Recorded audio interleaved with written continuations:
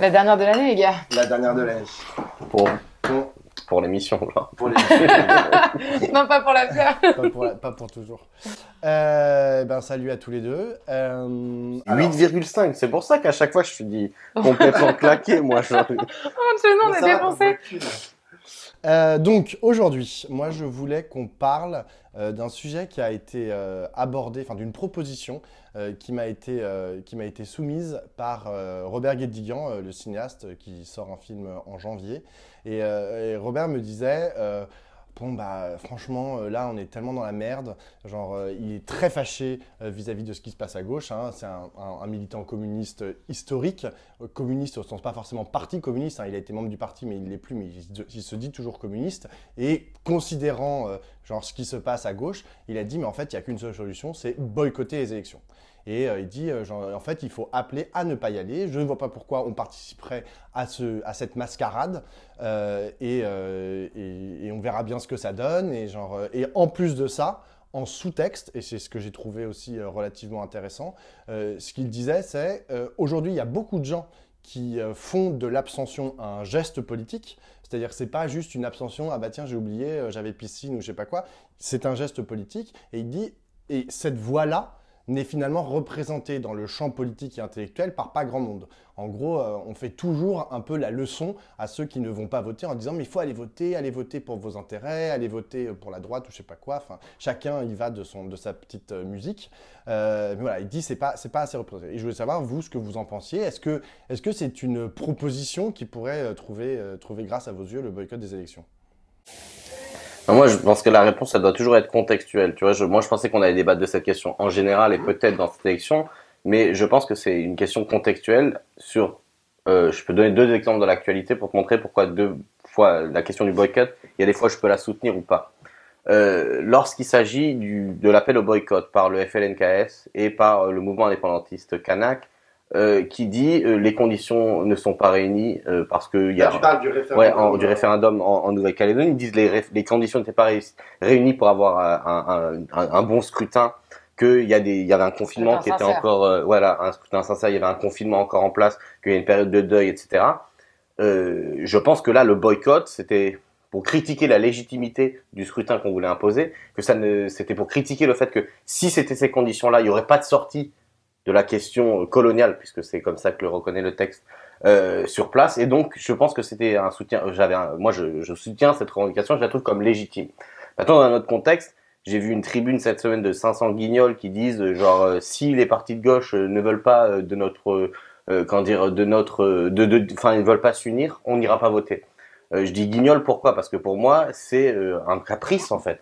C'est les enfants qui, quand ils obtiennent pas ce qu'ils veulent, bon, ils ont fait une proposition, les partis ont dit non, et ben ils veulent punir quelqu'un, mais ils se punissent eux-mêmes. Par exemple, la primaire populaire. Non, les 500 là sur Libération, il y en a qui sont certainement dans ce truc-là, mais ils étaient dans une optique que j'abdique mon vote. Ce qui voulait dire pour moi d'ailleurs, peu importe qui est le résultat, c'est-à-dire peu importe qui est élu, puisque j'abdique mon droit de voter, ce qui montre que c'est une situation de petit privilégié et de caprice. Bon, cet appel au boycott, il me semble pas légitime. Et c'est pour répondre à ta question, c'est dans le contexte actuel, non, je pense que il ne faut pas boycotter les élections. On peut réfléchir à pourquoi, et je te laisse la parole, c'est juste sur. Je pense qu'il faudra. Je veux bien revenir après sur les arguments que tu as présentés, qui étaient ceux de Robert Guédiguian, qui me semblent faussés à certains aspects. Moi, je te rejoins sur le fait que le boycott du vote, pour moi, il a de sens que si il est lié à la sincérité du vote. Dans certains contextes où la démocratie est mise à mal, et pas uniquement parce qu'on se sent pas bien représenté, parce qu'on trouve que les partis ne font pas écho à à notre vécu, qu'on trouve pas d'expression politique dans ce qui est proposé, mais quand en fait la contrainte empêche l'expression politique. Là, le boycott du vote a un sens. Et il s'insère dans le fait que le scrutin n'est pas légitime.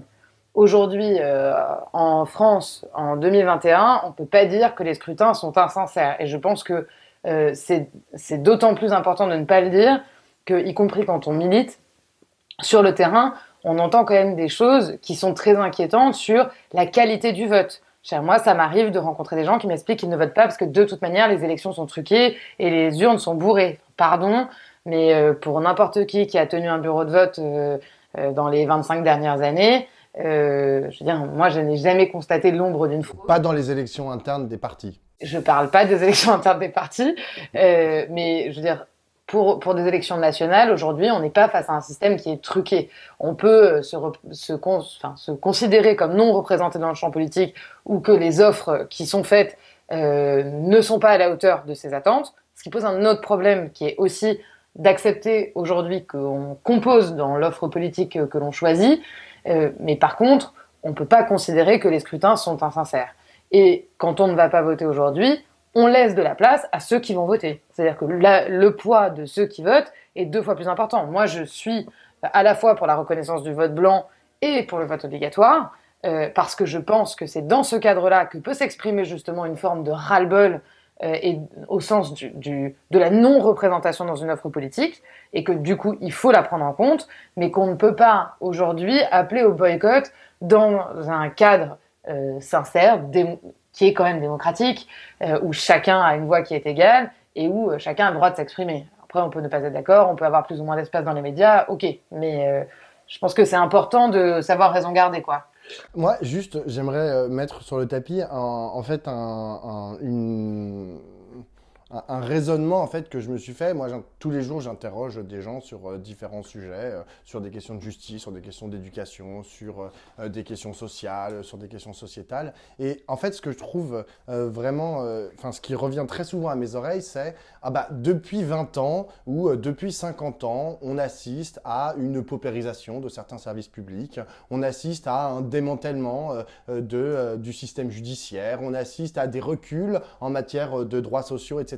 Mais donc, c'est-à-dire, c'est sur un temps qui dépasse, par exemple, en l'occurrence, le strict mandat d'Emmanuel Macron et qui englobe à la fois les mandats donc, de Macron, de François Hollande, de Nicolas Sarkozy, de Jacques Chirac, quand Jospin était Premier ministre, voire parfois lorsque Mitterrand était président de la République. Et donc, du coup, forcément, lorsque j'entends en fait ce type d'arguments, et c'est des arguments que beaucoup de gens ont en tête, on se dit, mais en fait, à quoi bon aller voter pour, on va dire, si on reprend l'axiologie gauche-droite, pour une espèce d'alternance autour de cet axe gauche-droite, si c'est pour avoir des politiques qui vont dans le même sens? Et ça, je ne sais pas en fait comment résoudre cette question, parce que toi tu parles de l'insincérité du vote, mais le problème, et après tu as parlé d'offres, mais le problème à mon sens c'est plutôt que beaucoup de gens, ce qui les emmerde, c'est plutôt l'insincérité des personnes et des représentants en fait qu'ils vont mettre à la tête des institutions, à la présidence de la République ou à l'Assemblée nationale. Comment est-ce qu'on adresse cette question, tu vois, et est-ce que finalement c'est pas un peu légitime aussi est-ce qu'on peut pas valider aussi l'argument selon lequel, de toutes les façons, peu importe ce qu'on vote? Juste, comme tu veux, vas-y. Moi, je vais juste dire sur la sincérité du vote. Je dis que notre démocratie n'est jamais irréprochable. Dassault, c'est un système de fraude électorale massif parce qu'il y a l'argent pour l'acheter. Manuel Valls, il y a eu des soupçons extrêmement forts sur le fait que la dernière fois, dans sa législative, il n'est pas triché, et on sait parce qu'il y a eu des recours et il y a des votes qui ont été annulés. Donc, on sait concrètement que c'est un tricheur, en plus d'être un mec d'extrême droite qui se fait passer pour un mec de gauche. Voilà, je voulais juste parce que ça fait quand même plaisir de taper sur Manuel Valls. Mais après, je pense que déjà aussi pour le débat, il faut faire une distinction entre abstention et boycott. J'entends moi par boycott l'activité politique qui produit un discours et des activités militantes pour appeler à l'abstention. C'est-à-dire, c'est pas une abstention passive. Dans l'argument que tu présentais, j'ai pas vu ce que tu as dit Robert Guédiguian, mais l'idée de dire qu'il y a plein de gens qui sont pas représentés et qui votent, je pense que l'abstention peut être politique sans être un mouvement organisé. Et, tu vois, les gens, ils n'y votent pas, ils trouvent des raisons légitimes, hein, il y en a certainement plein, qui peuvent être très différentes. C'est très dur de calculer, de comprendre les raisons de l'abstention. Les sociologues s'échinent à comprendre et à essayer de comprendre, et c'est très compliqué. Et que du coup, je pense qu'il y a beaucoup de gens qui votent pas pour des raisons très différentes. Mais ça veut pas dire forcément qu'ils le conscientisent comme une action politique de la même manière que d'autres conscientisent leur vote. Ça veut pas dire que c'est pas un geste politique. Bon, après, pour répondre à ta question, je sais pas, peut-être je réfléchis. Deux mots. Moi, je suis d'accord sur ce que tu disais sur la question de la sincérité, du fait qu'effectivement, il y a des fraudes qui sont démontrées et des scrutins qui sont annulés. Et ça, c'est pas rien, parce que ça, c'est déjà le signe que notre démocratie, elle fonctionne. Pas parfaite, mais elle fonctionne. Je veux dire, on peut faire des recours, et il y a des recours qui aboutissent largement, et des élections qui sont reprogrammées, et dont on note d'ailleurs qu'elle suscite généralement un engouement franchement faible. Donc ça, c'est le premier sujet. Deuxième sujet, sur la question du on se sent pas représenté, on n'a pas confiance dans les gens qui incarnent aujourd'hui les projets de gauche, machin, de droite non plus a priori, mais peut-être plus. Parce que tout ça se fait sur le temps long. Ce même temps long, c'est celui quand même où les appareils politiques se sont vidés. Et moi, je fais pas partie de l'équipe politique qui engueule les gens au prétexte qu'ils ne s'engagent pas, mais il y a quand même un sujet à estimer que les appareils militants ou partidaires ne désignent pas les bonnes personnes, ne tiennent pas des lignes suffisamment radicales, suffisamment dures, etc. Et constater par ailleurs que ce soit les syndicats ou les partis politiques se sont vidés de leur contenu. Je veux dire, aujourd'hui, c'est pas que les gens, on veut pas qu'ils viennent débattre. C'est qu'en fait, les gens, ils nous disent, ah bah ouais, même des sympathisants, hein. Oui, c'est sympa, oui, je veux bien recevoir vos infos. Ah, c'est une réunion. Bon, bah je vais venir, mais alors une fois, puis plutôt à la réunion publique, je viendrai pas à débattre, machin. Mais oui, parce que c'est coûteux. L'engagement, il est coûteux. Il a d'autres contreparties qui sont très positives, comme le fait qu'on est là ce soir, comme le fait que par ailleurs on s'entend bien et qu'on débat et qu'on peut refaire le monde pendant des heures et qu'on partage des moments de convivialité, etc. Mais il est coûteux. Et effectivement, ce qui pèse à un moment donné sur un représentant, c'est que il a des représentés. Et il a des représentés, y compris dans son camp, qui tiennent une ligne qui est importante.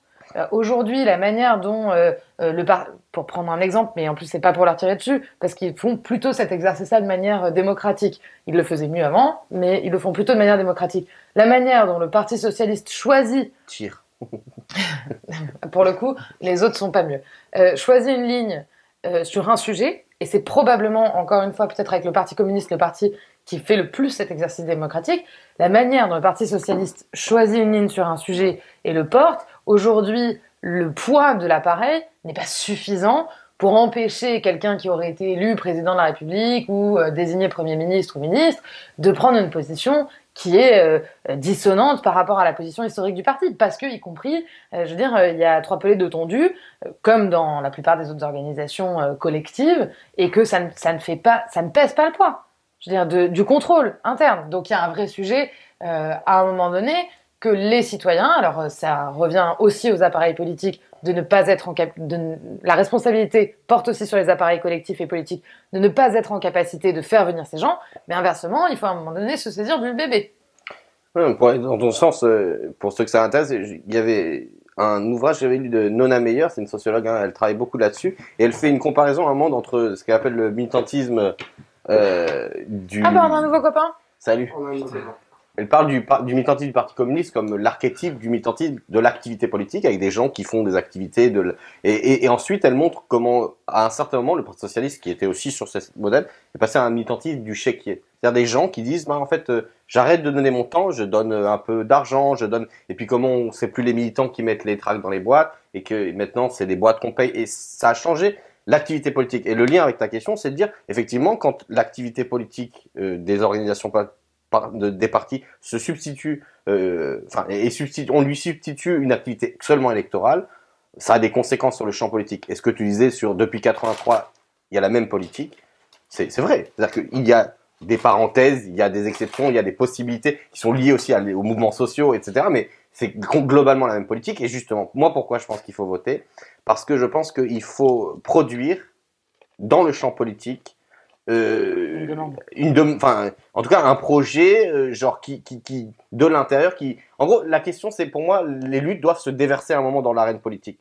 Je suis d'accord, l'arène politique elle est hémiplégique, la démocratie politique représentative bourgeoise est hémiplégique. Il y a un seul endroit où on vote, c'est très limité, il y a plein d'autres endroits où on décide jamais rien dans le politique. Mais il faut un déversement à un moment, et j'avais une phrase en tête de Engels qui disait qu'en gros le scrutin ça servait à calculer le degré de maturation de l'organisation d'un camp social. Et je pense que c'est ça. Et si on veut donner un exemple sur la grande famille de la gauche, juste depuis 2008, la montée, la décomposition, recomposition des organismes à la gauche du PS, au sens large du terme, montre qu'il y a un camp social qui se cherche. Il y a des fractures. J'étais pas le dernier à souligner qu'il y avait des divisions, mais il y a un camp social qui se cherche, et justement, ce but-là, d'ailleurs, il y a souvent maintenant un accord sur 6ème République, sur question des changements d'institution. Donc, il y a un bouillonnement, et c'est ça l'important. C'est-à-dire que sans la participation électorale, sans le vote à ces élections, par exemple, je pense qu'il sera difficile de mener de front un truc de lutte et une participation à l'intérieur de l'endroit où se prennent les décisions. D'autant que quand même, jusqu'à présent, après on peut changer le système, il y a des travaux qui sont très intéressants sur la question, notamment de Julia Cagé, sur la question dont on finance l'univers politique, mais enfin pour l'instant on finance quand même l'univers politique par le vote. Donc en fait, si on va pas voter, notamment pour son camp, ben son camp il est faible. Et en fait, comme on disait tout à l'heure que l'engagement il est quand même coûteux, en temps, en énergie, etc., et que parfois il a été remplacé par de l'argent, parce que on a besoin de moyens, en fait. C'est aussi simple que ça. On a besoin de moyens. Pour faire quoi? Pour faire de la politique au sens où tu fais... Dans les partis, au sens où tu fais à la fois du soutien aux luttes, au sens où tu peux, pour la question de la représentation, par exemple, des territoires, où tu peux faire venir à des réunions des militants qui ont des moyens limités d'une région vers une autre. Aujourd'hui, ça, c'est très compliqué.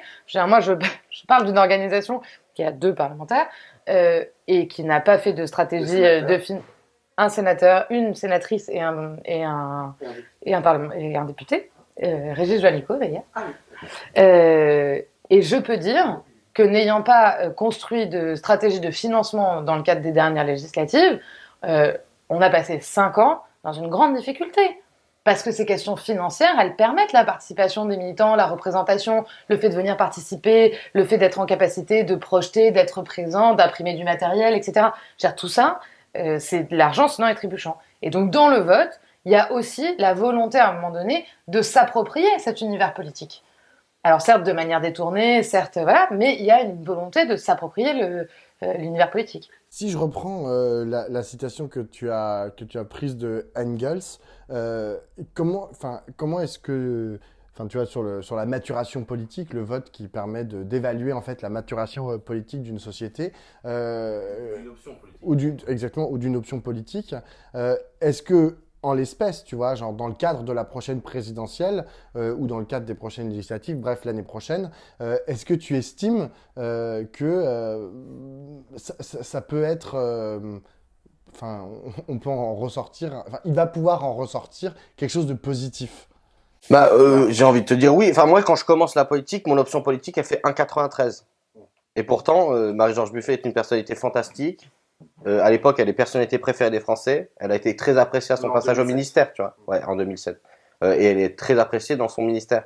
Bon, moi, c'est ça mon option politique. Et bon, il y a des scores à côté des organisations trotskistes qui explosent d'ailleurs. Et moi, à l'époque, j'adhère au PC, donc c'est pour ça que je parle. Donc aujourd'hui, au lieu d'avoir des candidats qui sont autour de 2 à 4, en gros, un peu partout de ça, il y a eu des moments où ce camp-là, avec des nuances un peu, s'est élargi.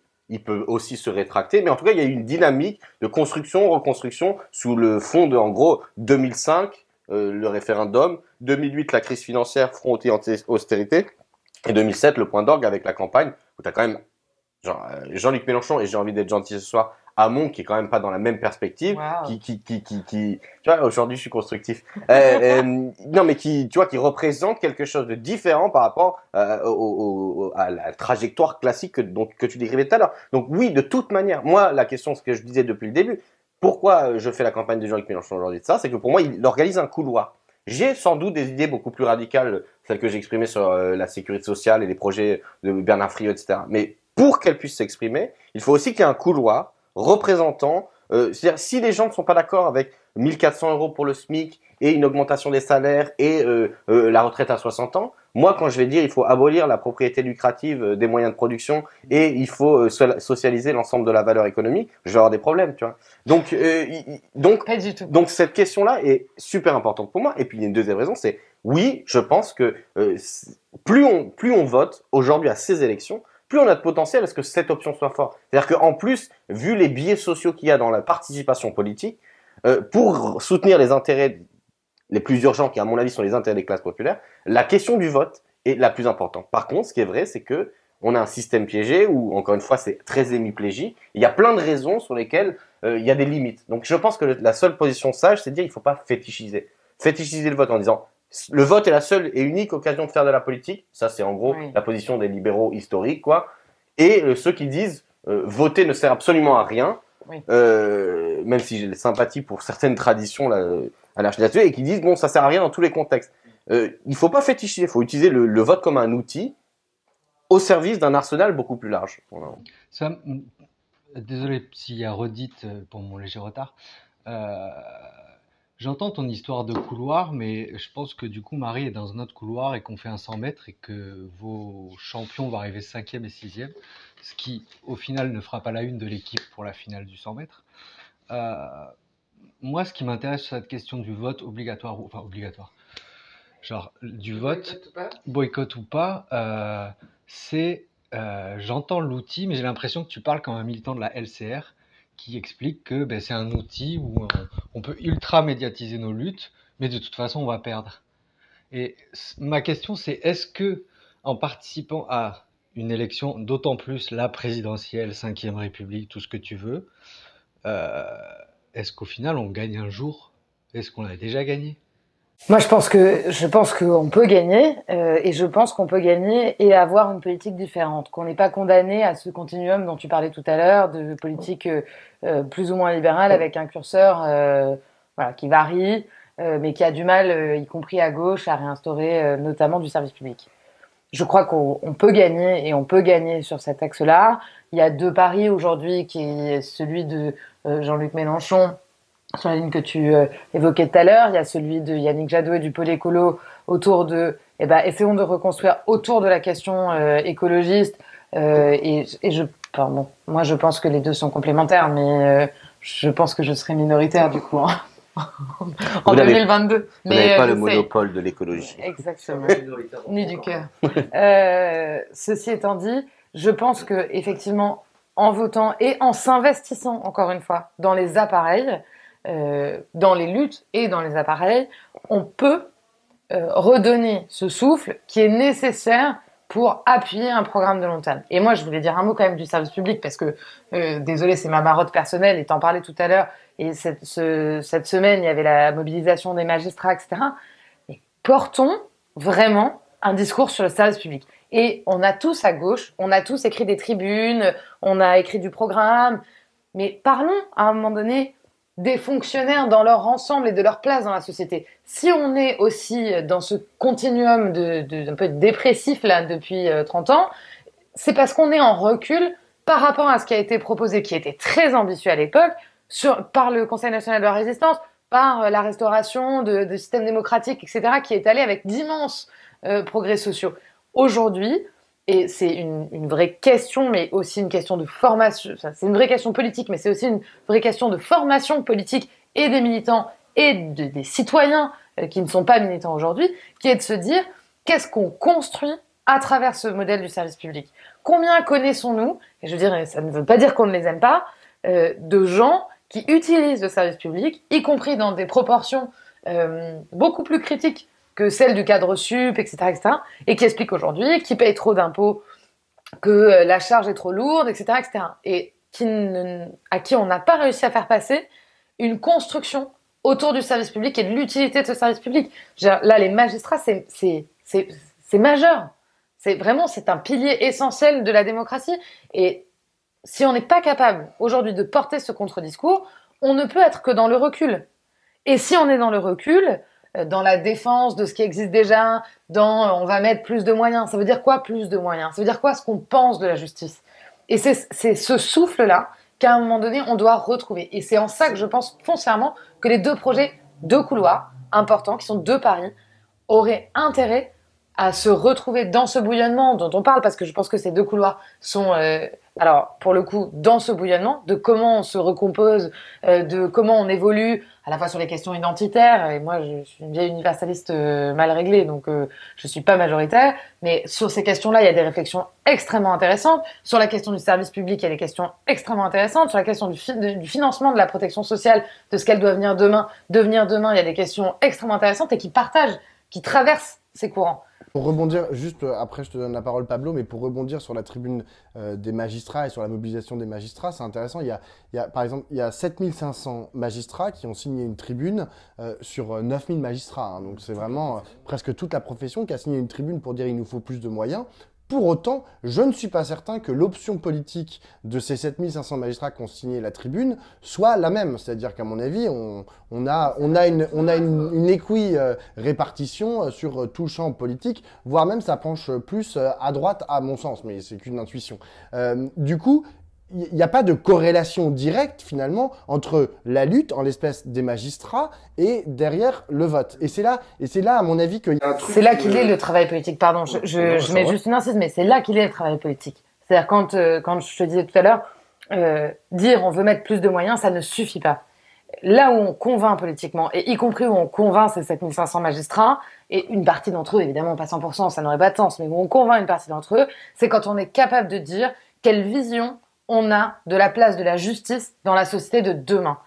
Et ça n'est pas juste mettre plus de magistrats, c'est mettre plus de magistrats sur des fonctions particulières. C'est donner des moyens pour permettre une justice qui soit plus rapide, mais pas bâclée. On fait pas la même chose, on n'augmente pas juste pour faire la même chose avec un tout petit peu plus de moyens pour que ça aille un tout petit peu plus vite et pour traiter plus de cas à la minute. On se donne plus de moyens pour repenser notre justice, repenser le lien avec la police, repenser le lien avec l'univers carcéral, repenser la place qu'on donne à la justice dans notre société. Qu'est-ce qu'on dit sur la présomption d'innocence? Qu'est-ce qu'on dit sur le fait de se reconstruire et de se réinsérer après une peine? Tout ça, c'est quand on aura précipité tout ça, qu'on aura proposé quelque chose sur tout ça, qu'on aura fait le travail politique qui fait passer de l'abstention, voire de la volonté de boycott, qui est encore un peu différente, mais à minima de l'abstention ou du vote à droite, vers un investissement politique et du vote politique. C'est dur parce que là vous êtes parti très loin et vous avez décliné tout le programme. Mais pour répondre à la question, moi j'ai eu du mal à comprendre la question, mais ce que j'ai compris c'est de dire, bon, de toute façon déjà on fait que perdre, donc est-ce qu'il n'y a pas un intérêt à proposer un boycott et de faire autrement, tu vois? Je pense que non, dans ce contexte actuel, etc. Parce qu'effectivement, il y a plusieurs niveaux de gradation de à quoi sert le vote. La première, c'est déjà on se compte. Hein. On se compte.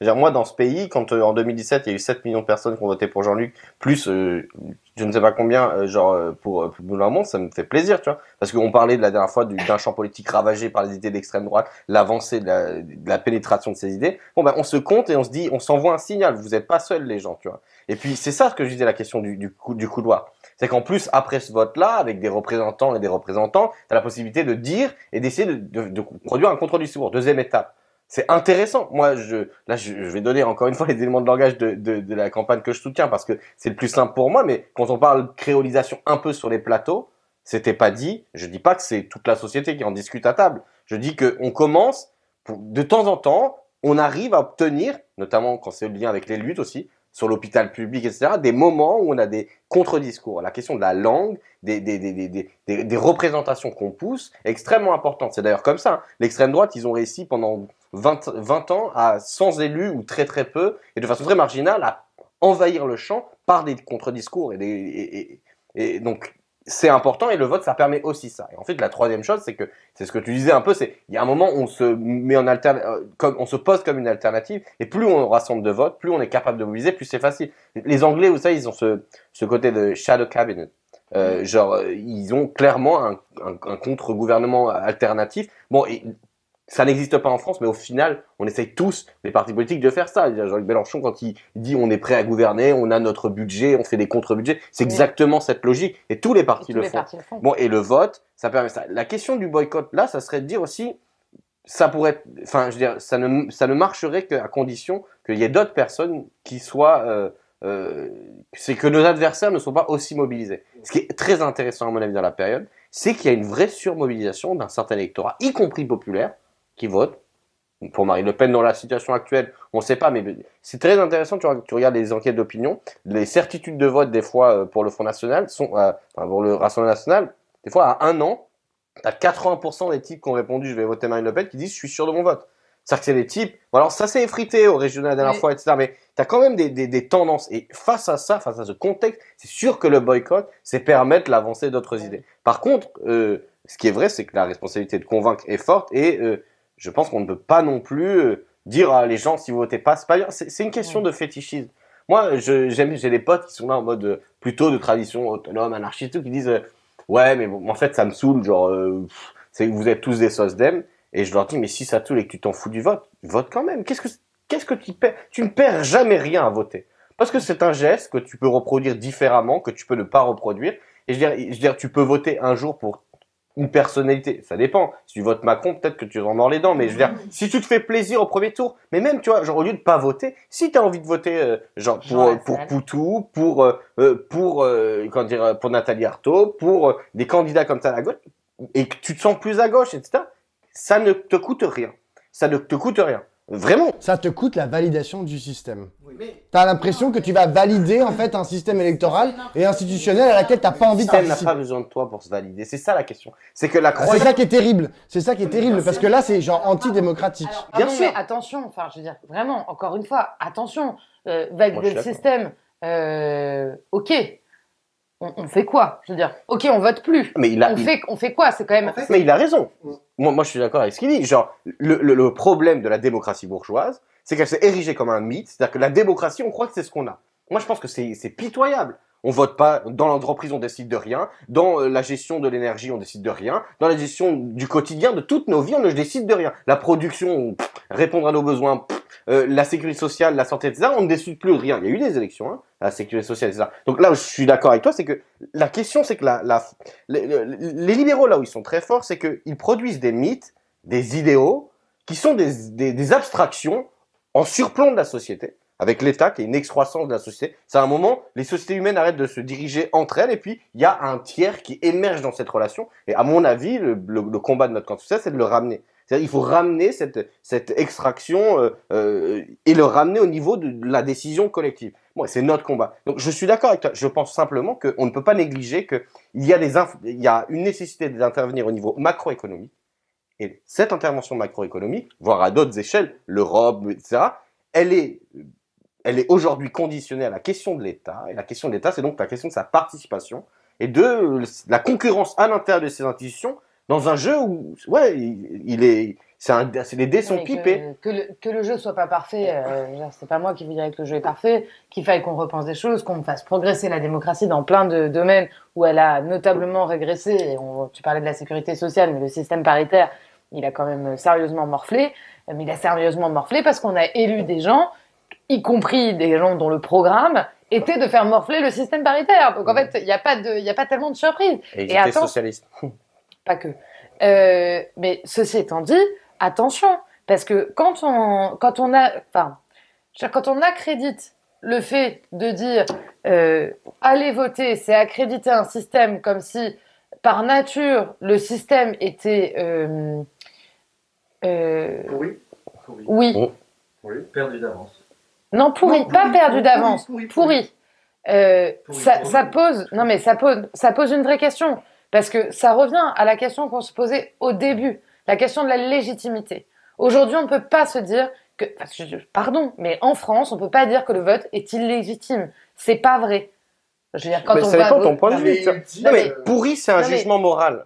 Par contre, dire qu'il est organisé d'une certaine manière, c'est-à-dire, on a, depuis comment dire, le vote représentatif, on sait ce que ça donne. C'est une représentation des intérêts des gens qui ont de l'argent, qui sont vieux et qui sont blancs. En gros, hein, je dirais là, Non, je le mais, fais enfin, en oui, mais non. 200... Enfin, pardon, Bah, mais tout le monde. Non, mais pardon, mais en fait, on a tous le même droit de vote. On est oui, d'accord. mais c'est pas comme ça Mais que Non ça mais, fonctionne. non, mais C'est qu'après, pas tout le non mais monde. qu'après, C'est pas qu'après que qu'il y les ait plein, non mais qu'après qu'on Et qu'on on ait a- constaté, y compris sociologiquement, qu'il y avait énormément de biais dans la manière dont les gens pouvaient s'approprier le système, pas de problème. Et on n'a Mais pas tous le droit de attention, vote. Les femmes l'ont depuis 45. Les personnes qui sont étrangères On est et qui en- vivent on- sur le territoire, on est en, ils- on est en ils l'ont toujours 2021, pas. donc Non, mais- 45, ça commence à dater. Non mais d'accord, mais déjà, donc ça veut dire qu'il y a quand même, voilà, et puis il y a une partie de la population qui habite ici, qui contribue à Quand la on vie n'est pas citoyen économique. d'ici, pardon, hein, mais moi je peux être pour la légalisation à mort et pour y compris la naturalisation à mort. Ceci étant dit, quand on n'est pas citoyen français, comme on n'accepte pas les apatrides, d'un point de vue international,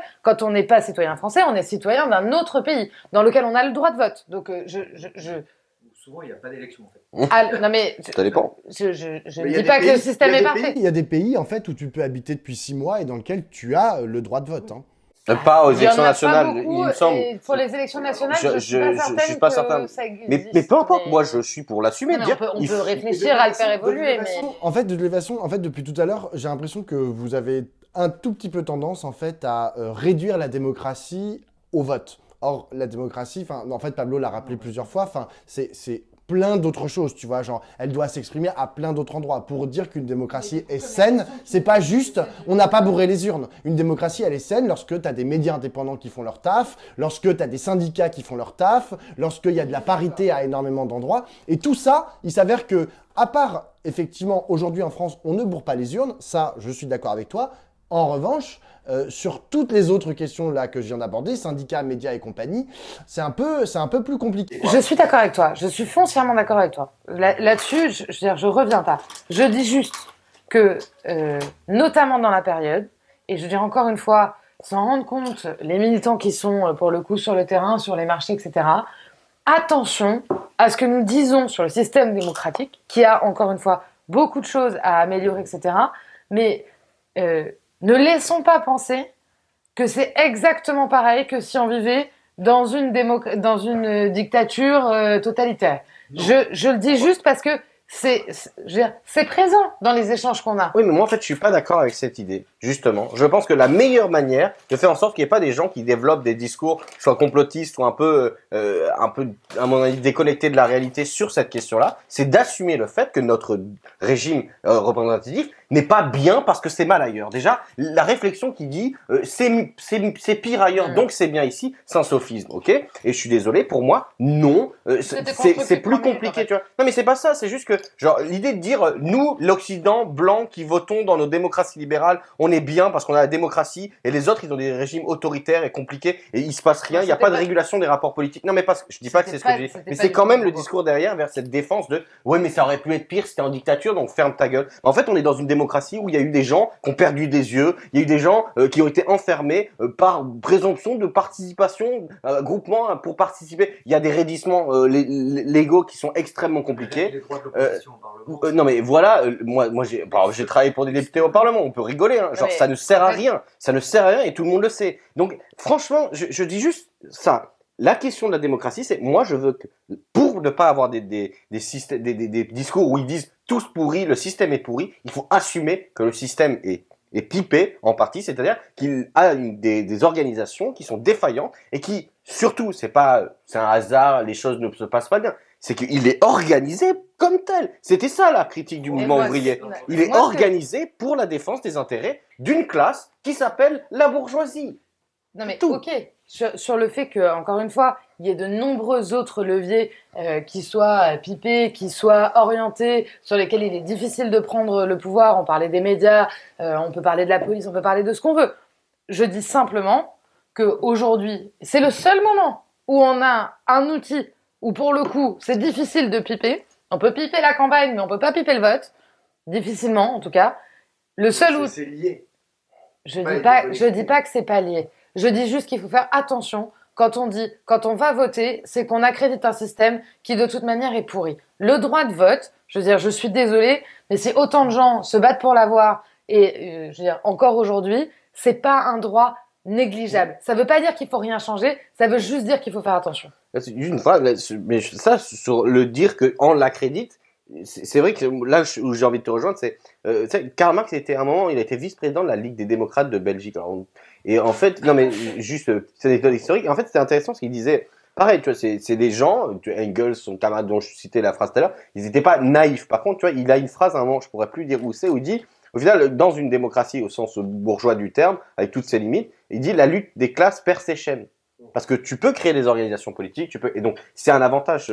Simplement, si on s'arrête là, c'est-à-dire et ça c'est la société actuelle, hein, on fétichise notre démocratie en disant qu'on est meilleur que tout le monde.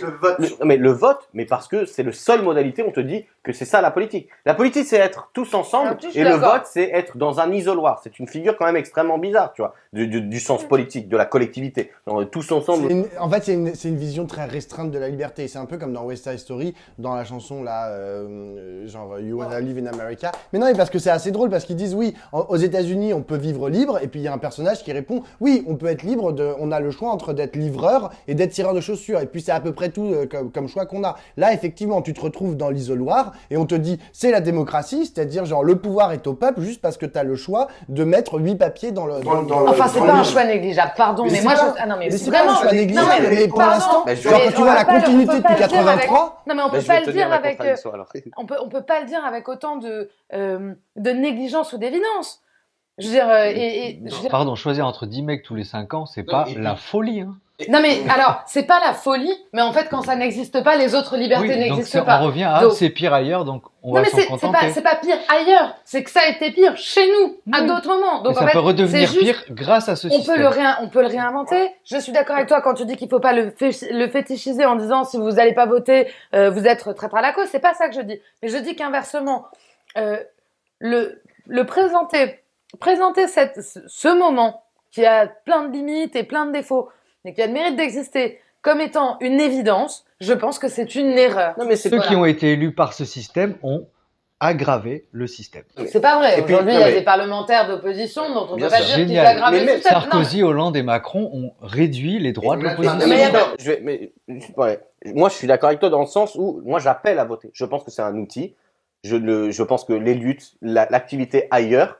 Tu vois, quand je disais tout à l'heure, il faut pas être dans les fétichismes du vote. Je disais les deux positions. Je disais d'un côté la question de le vote seul, c'est l'action politique et le reste oublié, c'est la version des libéraux. Et puis de l'autre côté, moi j'ai beaucoup plus de sympathie pour l'extrême inverse, qui est genre des gens qui disaient le vote ça sert à rien, notamment dans les traditions anarchistes, mais qui avaient un sens de la politique, qui était il faut agir, il faut se mobiliser. Mais bref. Et moi j'appelle à voter puisque je suis militant d'une organisation qui se présente au suffrage. Par contre, je pense qu'il faut effectivement être capable, même au moins théoriquement, de poser des questions dans ce que tu dis. C'est-à-dire, si les gens acceptent de se succéder, là je répète les argumentaires que j'avais entendus chez Badiou et qui m'avaient impressionné à l'époque, si les gens acceptent de se succéder les uns les autres, à la suite d'un gouvernement à l'autre, c'est que finalement, ils sont quand même d'accord sur la majorité. Il y a un consensus non dit dans ce système-là, puisque finalement, ça veut dire que, en gros, s'ils se succèdent, ils sont prêts à accepter les règles d'organisation telles qu'elles ont été présentes juste avant. Et c'est vrai. C'est-à-dire que moi, ce qui m'intéressait, c'est une société où justement, on ne peut plus remettre en cause un certain nombre de principes, y compris, par exemple, la question de la propriété lucrative des moyens de production, y compris l'idée qu'on n'a pas le droit d'utiliser une propriété pour pouvoir se faire de l'argent sur le dos de quelqu'un. Ça s'appelle être un propriétaire qui utilise son logement pour pouvoir se faire des thunes, etc. Non mais du coup, je veux dire, il y a un moment où la démocratie telle qu'elle est présente aujourd'hui, elle a aussi des non-dits, et il y a des trucs que tu peux pas dire dans le champ, et c'est normal, et on les interdit, et c'est normal aussi de prendre des interdictions. Moi, par exemple, je suis pour qu'on interdise le fait qu'on ait la possibilité de créer un parti nazi. C'est pas possible. Il y a des choses qu'on dit, ça ne se construit pas dans le champ. Il y a des égalités strictes dans la société. On ne permet pas l'activité normale d'un certain nombre de trafics. Bon, c'est normal. Et ben, il y a d'autres interdictions, il faut déplacer ça, et c'est vrai que c'est plus dur dans un système où tu dois accepter un consensus certain sur la façon dont on agit. Et donc, il faut assumer cette critique.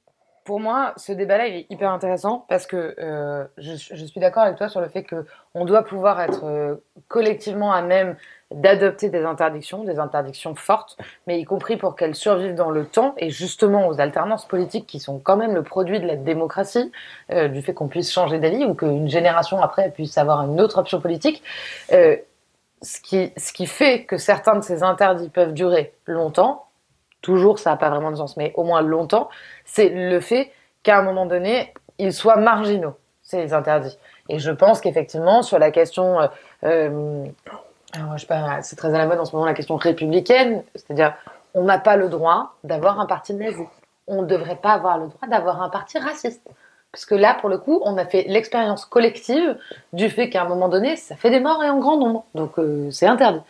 Ceci étant dit sur le reste, moi, je pense que qu'on fasse bouger certains principes, je le partage complètement avec toi, et en même temps, ce qui permet l'alternance démocratique, pour le coup, et ça, quelles que soient les règles sur plein de contre-pouvoirs qu'on peut améliorer, ce qui permet l'alternance démocratique, c'est quand même le respect de formes, de formes collectives, qui fait qu'effectivement, tu arrives après quelqu'un avec lequel dont tu ne partages pas les orientations politiques, tu récupères son bordel, en fait, hein, c'est comme ça. Et tu ne mets pas la France à feu et à sang parce que tu récupères son bordel et que tu exerces ton mandat, de préférence en appliquant ce que tu as raconté pendant une campagne, c'est mieux.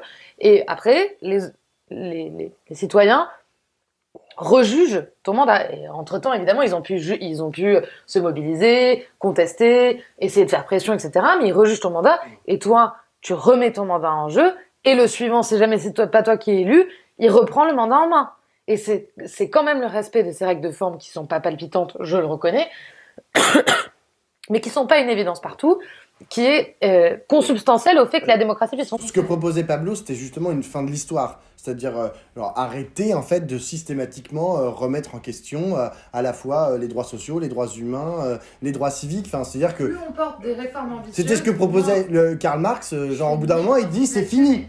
Karl Marx, il dit genre c'est fini. Genre on arrive à une société sans classe et puis genre, on n'en parle plus. Enfin. C'est le début de l'histoire par ailleurs. C'est le début de l'histoire. Si tu... Juste une micro-incise là-dessus. Je pense que plus on porte un projet ambitieux au moment où on est au pouvoir, moins il est facile qu'on revienne dessus. Et je pense que l'erreur, probablement une des erreurs de la gauche dont on se parle depuis si longtemps, c'est qu'elle n'a pas, peut-être par peur du procès, d'extrémisme, de ci, de ça, par peur de, on en avait parlé une fois, de la question de la respectabilité, de la légitimité, cette gauche n'a jamais porté, depuis 1945, un projet aussi ambitieux que celui que porte la droite ou les libéraux, l'extrême centre d'Emmanuel Macron actuellement. Et il nous sera difficile de revenir sur l'ensemble des projets qui ont été menés parce que justement ils sont menés pour le coup avec ambition et constance. Moi, je suis pas sûr que ça, je suis pas sûr que ça soit une question d'ambition. Je pense que les mecs, ils sont juste dans l'approfondissement de la dynamique de dictature de classe qu'est notre organisation. Là, je me suis radicalisé au fur et à mesure de la discussion. Non, mais vraiment, genre, non, mais quand je dis dictature de classe, c'est que c'est un système qui est organisé pour l'organisation de leurs intérêts et que cette alternative, ça aide. Moi, pourquoi je crois dans l'alternative, c'est que c'est une question de temporalité. Je pense qu'il faut mener, ce que je disais tout à l'heure, la lutte dans ses ADN pour dire il y a un couloir qui doit être un déversement des luttes. Donc ça, il y a une articulation à produire qui est compliquée. Et surtout, je pense que vu les urgences qu'on dénonce toute la journée, c'est la prise de pouvoir dans cette arène-là, c'est à minima un endroit pour mettre un pied et dire un stop. Tu vois, on peut mettre un stop au saignement de l'hôpital, des services publics, ce qu'on disait, pour dire bon, comment on fait pour voilà. Ensuite, sur la question de l'ambition ou pas, c'est la question de pour pouvoir passer à un autre système, pas la fin de l'histoire, mais en tout cas un système qui dit bon, là on repasse sur un système où comment on fait pour passer à un autre système, donc soit une dictature de classe, c'est ce que je disais l'ancien vocable de dictature du prolétariat. En tout cas, si c'est pas le terme, la question de comment on renverse la dictature actuelle de classe, qui est une dictature d'une minorité sur la majorité, et c'est toute la discussion à avoir. Je pense que les prémices qu'on voit sur il faut une nouvelle constituante, il faut une nouvelle organisation, etc., c'est la manière d'entrer à l'intérieur du système sur des questions plus larges qui portent là-dessus. Et par contre, je suis pas sûr que ça sera fin d'histoire, au sens de Marx dit effectivement c'est le début de l'histoire, mais ce qui est vrai, c'est que ce que les humains peuvent faire, ils peuvent le défaire. Donc, tu peux avoir aussi une alternative. C'est même très important politiquement de porter ça, je crois. Ouais, mais je veux dire, en plus, non, mais ce que je veux dire, c'est même sans le porter, tu peux imaginer qu'on vire la bourgeoisie, qui est un autre système de société, peut-être de classe, peut-être pas de classe qui s'installe, et qu'ensuite il y a un rebouleversement derrière. La question pour moi, c'est plus de dire, bon, effectivement, pourquoi c'est pas une question d'ambition? Je vais vraiment terminer, t'inquiète. C'est pas une question d'ambition, mais c'est une question de, on n'a pas la maturité pour. C'est pas qu'une question d'ambition, c'est qu'effectivement, il est difficile, quand on est en recul, quand on a perdu des points, de convaincre une majorité. Ce que je disais tout à l'heure, si on ne convainc pas à 1400 €, quand je dis, viens, on instaure une autre dictature de classe, on va pas s'entendre, tu vois. Donc, c'est pour ça aussi que, et pour revenir au sujet à la base, c'est que le vote, ça permet de construire des fidélités qui se transforment, qui évoluent, mais qui permettent des filiations idéologiques, de faire vivre des courants.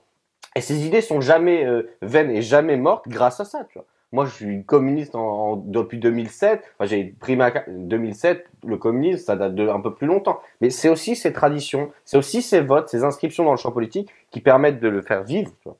J'ai une toute dernière question, et si vous pouvez me répondre de façon très courte, genre 1 minute, ça serait parfait. Comment ?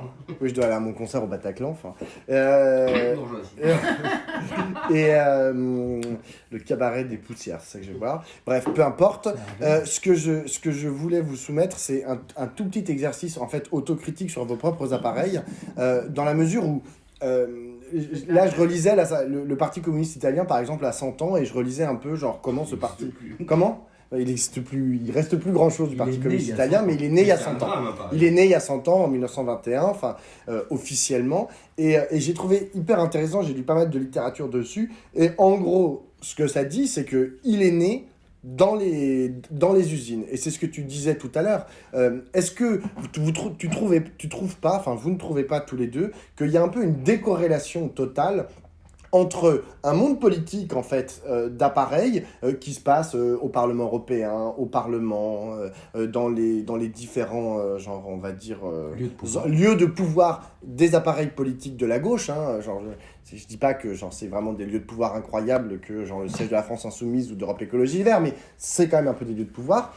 Et d'un autre côté, les luttes en fait qui se passent, genre le lien finalement avec ce que Pablo appelle, mais surtout Karl Marx, les outils de production. Non mais les outils de production. Est-ce qu'il n'y a pas un problème en fait de décorrélation? Est-ce que c'est pas là avant tout en fait que devrait se faire la politique avec un grand P au sens le plus noble du terme, et qu'ensuite, de ça, en fait, ils sortent effectivement des propositions d'alternatives au monde dans lequel on est, etc. Mais est-ce qu'il n'y a pas une décorrélation à cet endroit-là qui fait qu'aujourd'hui, c'est aussi pour ça que beaucoup de gens se disent qu'ils aillent se faire foutre? Ouais, moi, je crois on en avait déjà parlé à plusieurs reprises dans les échanges qu'on a eus, c'est que d'abord, le monde du travail a beaucoup évolué, y compris avec une atomisation importante des travailleurs, qui ne facilite pas exactement la naissance d'une prise de conscience collective, etc. Deuxième point, les partis ont tous les mots, mais enfin, le premier cercle de politisation du travailleur, c'est quand même le syndicat, et dans le syndicat, ça se passe pas tellement mieux que dans les partis politiques. Et le troisième sujet, c'est que je crois pouvoir dire que c'est pareil à la France Insoumise.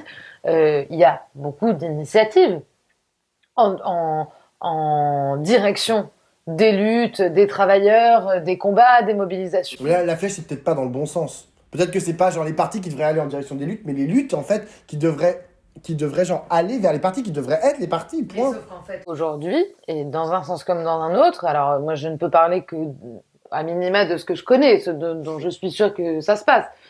Dans un sens comme dans un autre, aujourd'hui, l'engagement partidaire est démonétisé. Il est mal vu. Il est négligé. Et aujourd'hui, y compris dans certains mouvements, le choix est fait collectivement de ne pas s'affilier à un parti ou même à des partis, c'est-à-dire à des courants. Parce que c'est un risque de se couper d'une partie de sa base. Et plus le collectif citoyen au sens large se dépolitise, plus c'est difficile pour des luttes, etc., de s'affilier à du politique. Parce que c'est source de rupture avec une partie de sa base. Ça peut, en tout cas, c'est perçu comme tel. Combien d'associations on rencontre quand on milite, etc., qui nous disent « Ah mais non, mais nous, on veut bien vous raconter ce qu'on fait, vous présenter les problématiques qu'on rencontre, essayer d'envisager avec vous des solutions, etc. Par contre, si on pouvait ne pas avoir d'article de presse, ce serait bien. » Et c'est pas neutre. Et je pense que c'est la dépolitisation collective qui est un sujet. Le mot de la fin. Pour répondre à ta question, donc déjà, par rapport à la question des outils de production, je pense que là où notre camp social a progressé, paradoxalement, c'est qu'il y a eu un décentrement de l'ontologie sur la question économique, tu vois. C'est-à-dire qu'au final, le marxisme traditionnel a une espèce de concentration ontologique sur les rapports de production, sont les producteurs de l'histoire, et là-dessus. Là, aujourd'hui, on sait qu'il y a non seulement des rapports de classe, mais il y a des rapports, des positions, sur très différentes échelles, des questions de genre, des rapports de racialisation, pour lui faire plaisir, parce que la dernière fois, elle n'a pas aimé. Mais ce que je veux dire, et il faut imaginer qu'il y en a d'autres aussi, tu vois. Il y a des rapports à l'écologie, il y a des rapports de géographie, etc. Donc il y a une multitude de rapports, et la question que je dirais, c'est que oui, la crise politique, c'est ce qu'on disait dans notre débat la dernière fois, c'est la disjonction entre les organisations, les représentants et les représentés. Et ce que j'observe sur cette question spécifique des partis politiques, c'est que ce qui est intéressant pour moi, c'est de voir que effectivement, les partisans, les personnes, les militants, les militantes dans les partis politiques sont souvent des fractions de classe, mais pas seulement, des personnalités genrées d'une certaine manière, racisées d'une certaine manière, qui représentent d'autres personnes auxquelles ils ne correspondent pas, mais qu'encore dans un rapport soit d'usurpation, soit dans un rapport de substitution. Et donc du coup, finalement, tu as une contradiction qui est que ces gens-là, il y en a plein, ils sont tous sincères.